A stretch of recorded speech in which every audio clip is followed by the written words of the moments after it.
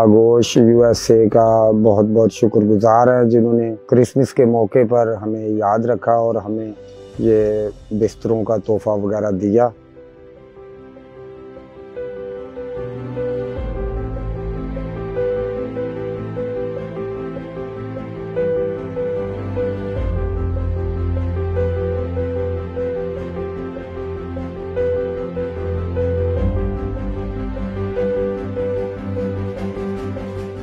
मेरा नाम बिशप कलीम चौन है और मैं डायसिस ऑफ हैदराबाद का बिशप हूँ और मैं मजहबी रहनुमा की हैसियत से फ़राइज़ और ख़िदमत सर अंजाम देता हूँ।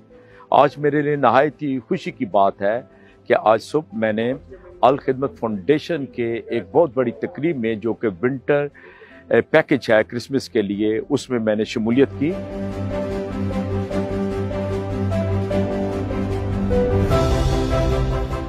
मैं इस कोलैबोरेशन के लिए, इन तल्लुकात के लिए अल्लाह ताला का शुक्र अदा करता हूँ।